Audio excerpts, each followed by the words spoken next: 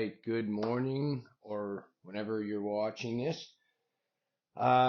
This video is just going to be, I'm going to take you through a quick little APT or anchored workout that I'm going to do quickly before I go into work. Working on a little bit of power, a lot of little body weight stuff. We're going to do some crawling. We're going to incorporate some dumbbells a little bit. But this is going to be a nice short circuit that you can rip through. Not a lot of change of setup, which is nice about the anchor point setup. And yeah, we're gonna get right into it. So I've already prepped myself, warmed up. We're gonna get going. So first one, we're gonna start with weighted crawling. Now this is gonna be a little more of an advanced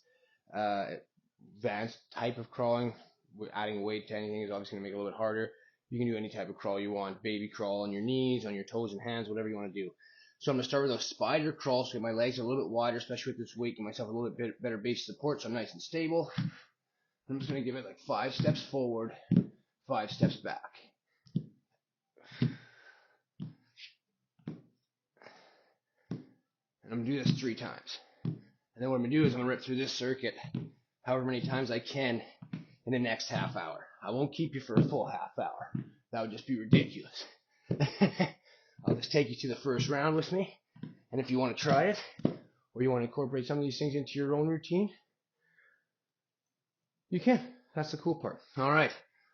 After that, I'm going to get inside my 41-inch unbreakable APT loop. I got my anchor on one of my column support beams here, structural column beams. It's not moving. I got it hooked on with a chain, so I can just slide it up and down as I need. So I'm just working with what I got.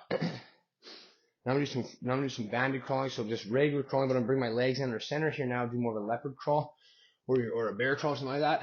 And we're gonna try to keep the tension going on that strap. So take it to where it stops me, bring it back to where I start to feel slack, come back out. Try to alternate which hands you lead with.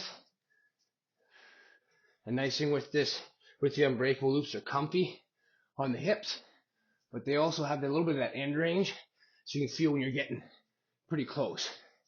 I'm gonna do 10 of these.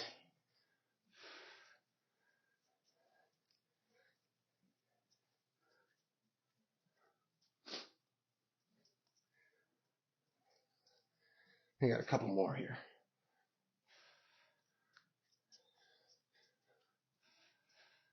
And with the eyes, make sure when you're doing any crawling, try to look in the direction that you want to crawl to.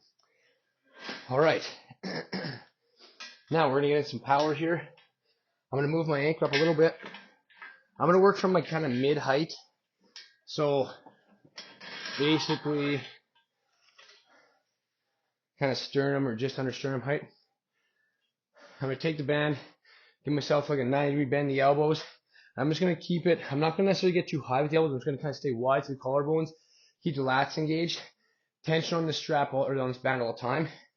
And I'm gonna do 5 squat jumps. I'm gonna try to get as much force on every rep as I can here. So keep the tension, load it up, land and control, accelerate, land and control. The band's gonna try to pull you forward. You gotta try to decelerate and control the landing. Keep the lats on, keep the tension between the hands.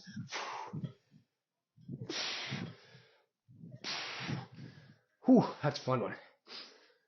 All right, now we're gonna do a 0-degree rotation here, or step backwards rotation. So I'm gonna go 5 to my right, 5 to my left. I'm gonna start with my left hand, holding the strap, close it around it. Right hand's gonna close around on top of the left, crisscross the thumbs, keeps the wrist nice and neutral. A little bit of tension on the band. I'm gonna work on rotation on my hips to start. I'll do this one slow motion to start. So I'm going to keep my elbows in tight. I'm not really worried about extending them on this one. I want the rotation coming through the hips. So I'm going to plant my left foot here, externally rotate my right hip, drive off my left foot, rotate, and then from here, pivot, hit the wall, return. Open, pivot, hit the wall, return. And this is just tight rotation with the hips, just full range. From there, you can start to add in a little bit longer lever, which is going to get you a little more end output. But when I'm working on my hips specifically, I want to try to keep that lever short and controllable, and then we can progress onto that single leg, or that lengthened lever, sorry, on the next sets as we go through. I'll go the other side. Again, opposite hand to the direction that you're going. You're going to hold the band, load it up, rotate, pivot, hard, return. Rotate, pivot, hard, return. Keeping it in nice and tight. And again, you get the lever out to get a little bit more of that end force or exiting velocity. Whew. All right. Now we're going to bring this band up here. I got this. I've already got one of my other bands hooked up to a higher anchor. We're going to do a ski pull here. We're going to get some vertical down, kind of a push down, like a lat push down action, kind of like a slam. This is what we're going to try to get the shoulders and the hips synced up, or in sync, I guess, on the same plan. And we're going to work on getting the hips kind of adding to the power of the pull down. So I got my band, well, just high anchors you can get. Keep a little tension between the hands, like a triangle here. Try to keep it, you don't have to rip it apart, but just don't let it go slack, essentially. That's going to keep those little scapular muscles on.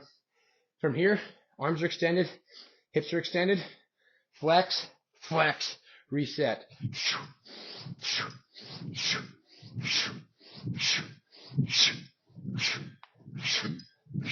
And every time you put any kind of force to anything, try to accompany that with a pretty sharp exhale.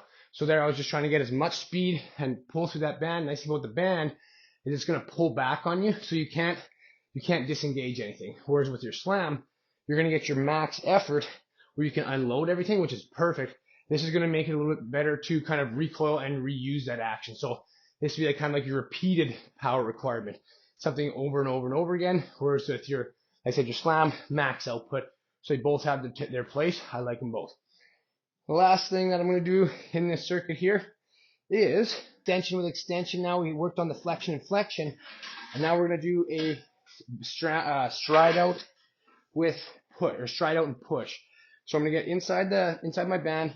I'm going to bring the anchor about hip height to start. Band underneath the armpits. I like going with these loops underneath the armpits, because if I go over top of the hand or over top of the shoulders, when I go to push out or when I try to lead or extend away from the body, the band is pulling in, right? So if it's pulling in, it's going to start to pull my elbows up and out of position, driving my shoulder blades up and in. So I just keep the band underneath the elbows, so that as the pull in is just countered by that width through the collarbone. So it really just keeps you in a better anatomical correct position. So from here, I want to start with a little bit of tension on the band. We'll start with the left foot planted, width through the collarbone, just about a 45-degree rotation with the hands. This is just comfortable position for me. From here, I'm going to load off my left foot, accelerate, drive out, meet the end of that band, reload, drive out, reload, drive out, reload. I'm looking for max extension to this back hip, and then extension to the arms as well. Load it on the other side. Right from the heel to toe. Using lats both ways, kind of pulling it in to reload it. Whew. All right, and now all I'm going to do is repeat that circuit for the next, let's see here, like 10 minutes, 10, 15 minutes. That's all I got left for you. Have a good day.